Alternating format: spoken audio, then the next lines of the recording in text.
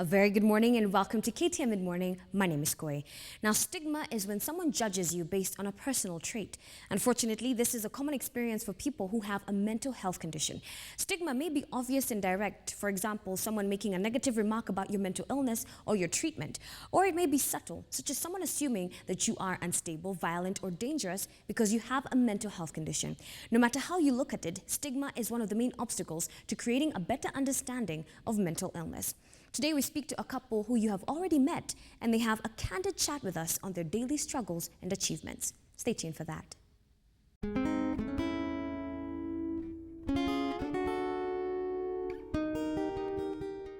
I'm Janet. Yes, married to this awesome man over here. We have 2 kids. One is 5-year-old, Tiffany, and 7-month-old, Ted. What made me marry Janet, want to marry Janet, was the fact that she's exceptionally caring. There's a way that, when we were friends, whenever I'd had an issue, when I broke up with my first girlfriend, she was the first lady I called, the first person I called, and she came. She didn't just say sorry on the phone. She didn't just SMS. Whenever I'd have any issues, she'd always, do something extra. She would even go ahead and maybe even take me out. Those days, and most teenagers, it's hard for the lady to take out the man. But when Janet would see Walter is down, she could just come on any day on a Wednesday morning and just say, Walter, let's go out. Then she's also, we are both into music. I think that was one thing that also really brought us together.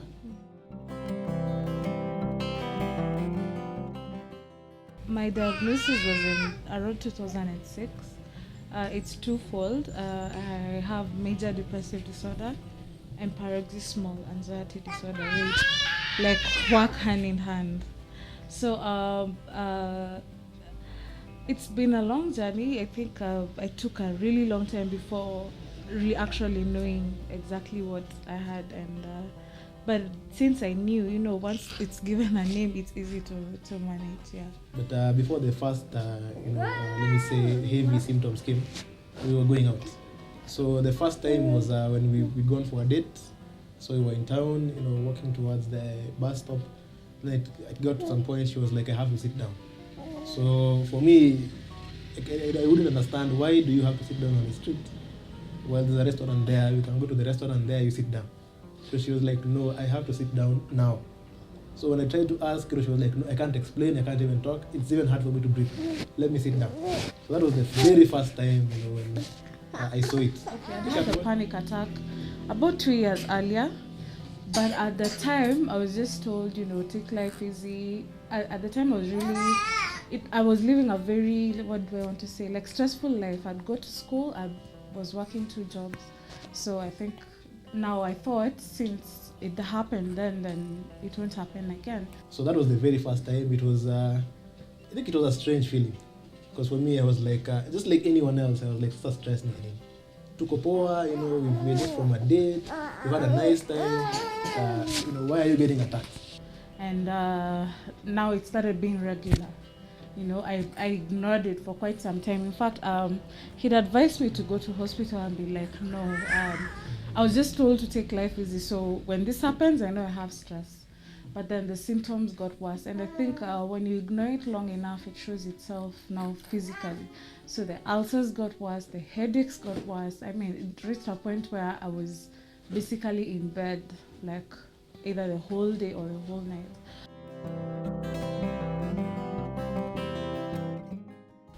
At that point, actually, is when now I decided to just go to hospital. And actually, it was him convincing me to go, because now I was anti-hospital kabisa. I was sort of afraid. I'm also a counselor by profession, so I was almost in denial of what I was seeing, what was almost inevitable. I couldn't believe I'd reached that point also. Our first experience with our first doctor was really tough, because the doctor misdiagnosed. So she has major depressive disorder, but the doctor diagnosed bipolar disorder. And I think the worst time, which was one of the deal breakers, was when the doctor, she was admitted, I think for the second time in 1 year, or the third time, in a short span. let's say 3 times in 1 year. And the doctor said, man, I've never seen a case as bad as this. So, and he said it to her. So for me, I was like, this condition is psychological. So if you say you've never seen something this bad to her when she's sick, it does not augur well with us.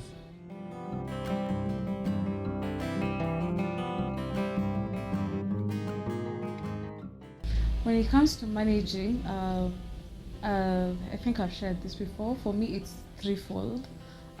The talk therapy really helps a lot, and that for me is for anyone who's willing to listen. Even on the internet, it's amazing. There are psychiatrists and counselors online, and some of them even just do it for free. Talk therapy really helps. Music therapy, for me, it's therapy just on its own. I also love the support group. It's amazing. You look forward to go to it every 2 weeks because you let go of whatever it is you've been going through, and then it's a group of people who feel you. They totally understand. So that has really helped. So that's now the therapy part. And also looking for a lot of knowledge on just how to manage, especially behavior therapy. That has really been helpful. The other aspect of my managing is spiritual. I think for me that has played a big role. So, and after I read, there was the fact that she would be suicidal and she would be psychotic. So when she's psychotic, she can think that I'm not Walter. I'm some nurse who is not doing whatever he's supposed to do. So it can be intense. You may want to just get out of here, call Walter for me, things like that. But the good thing is I've learned now what to do when that happens, to play along, to say, yes, let me go call Walter. I go call Walter and say, that bad nurse is away, so I'm here. When it comes to suicide and the number of times I've thought of suicide, I just stopped counting. I think it's subject to depression, I think, and that's probably the determining factor, where it reaches a point where you think about suicide continuously. That's when it's at a really bad level. So for me, it's been several times. For the kids, I've never really feared that she can harm them, apart from just the fact that when she's sick, she may not be able to talk to them, or maybe when she's in an episode, in an episode you can easily get angry, so maybe she can shout at the kids and maybe let her say sorry. People who've seen me in that state say I'm like in a numb. It's like I don't know what it's like. I'm emotionally numb. So at that point, it seems like the emotional pain is much more than what I could actually do to harm myself or any other person.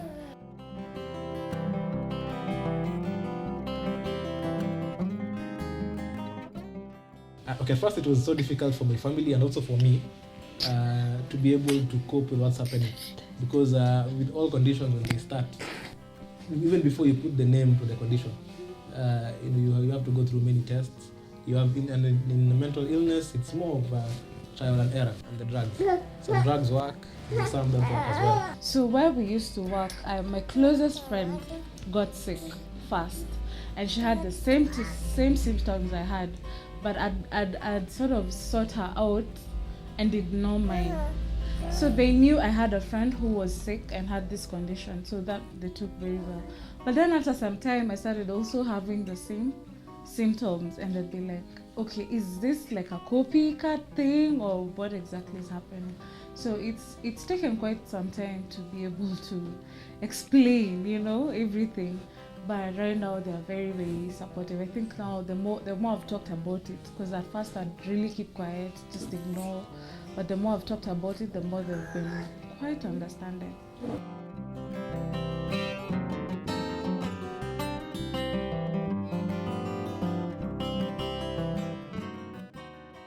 When she has an episode, let's say if she's fainted, now the best thing would be if we are with other people, telling them not to panic.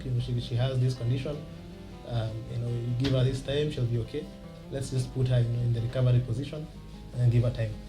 if it's a panic attack, I'll have to go and maybe first of all give her a cup of water. Then she has some medicine that is specific for whenever she has an attack. Sometimes I fear that I could hurt my family. There are times I've actually been in a psychotic episode, and it's been, now if I can't get rid of the pain myself, then I take it out through other people, especially my husband. And at that point, it's like I don't know what I'm doing, so I'm seeing him as the enemy. And it's a very scary thing, now when you're well and you're told about it, man, it's quite scary. So I can say how I deal with whatever episode she has depends on exactly what it is. But I've armed myself with a lot of information to know how to handle each. Yeah, and I also, if I don't know, I call the doctor and just ask, what do I do? I have lost several relationships. I've lost work. I think it's because of the stigma and just very little knowledge around mental illness. It's hard, especially when you disclose, or maybe like for me in the past, I just used to hide, and something happens, in front of people, and they're like, hey, this girl is not normal, Then after that, obviously people just pull off, either because they don't know what to do, or they just don't want to deal with that. And I've had to deal with that. I think now I'm more comfortable in my own skin. Yeah.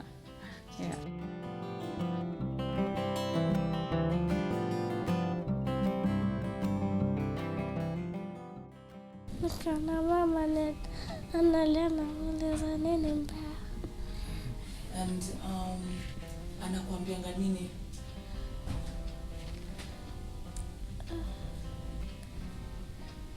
Ananiambia ningoje kidogo, tutamwongelesha baadaye. I talked to my daughter, Tiffany, about my wife's condition.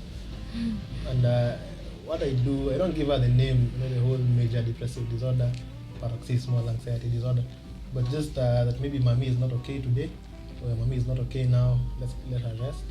Maybe later we can go, she may not talk to you, but you can hug her, you can kiss her, you can even tell her something nice, then we come back.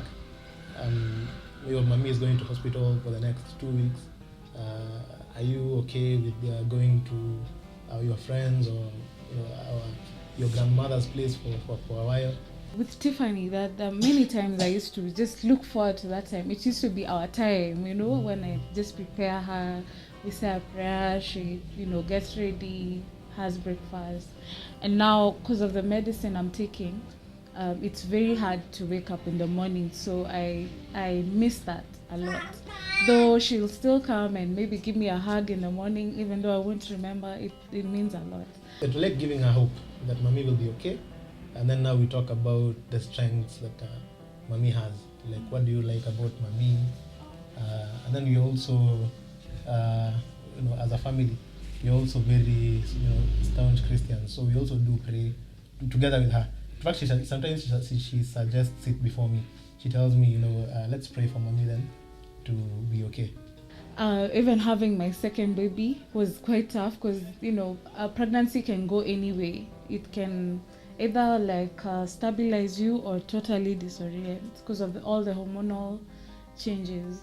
So with Ted, my second born, I had to be on medicine the whole pregnancy. And even after he came, it was quite tough, waking up and doing stuff. But we managed somehow with Walter's support. It's been so, let me say, smoother than it would have been if I was alone. Yeah.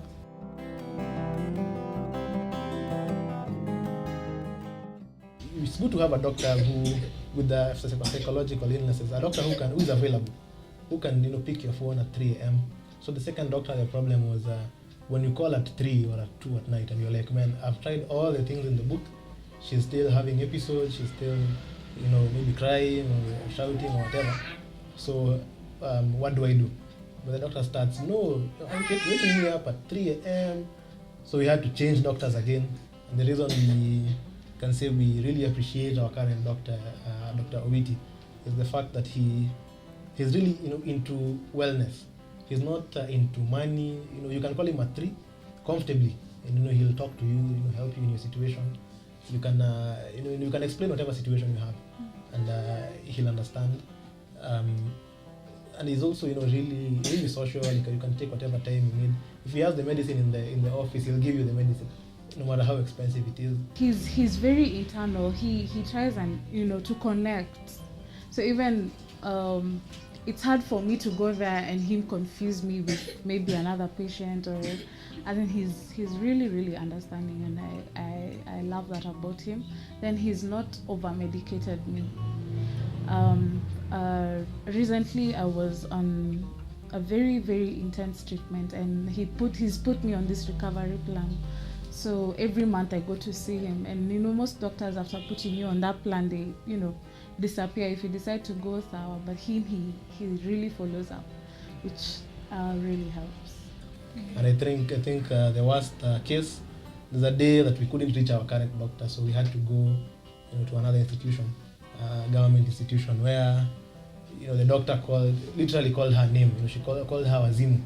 So we were like, I think there are some institutions that really need to be upgraded, and the people there are trained on how to talk to her. But basically, I can say our current experience with our current doctor is so far the best.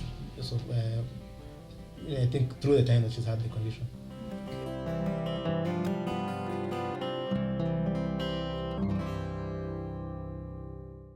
The recovery journey is unique for each individual. Now, there are several definitions of recovery, some grounded in medical and clinical values, some grounded in the context of community, while others in successful living. One of the most important principles that therapists emphasize is that the recovery is a process, not an event. The uniqueness and individual nature of recovery must be honored. Now, while serious mental illness affects individuals in many ways, the concept that all individuals can move towards is that wellness is paramount. Midmorning at standardmedia.co.ke is our contact. Don't forget to check out our Facebook page. It's called KTN Midmorning. Drop in a comment and like the page as well if you enjoy the features. It's goodbye for now.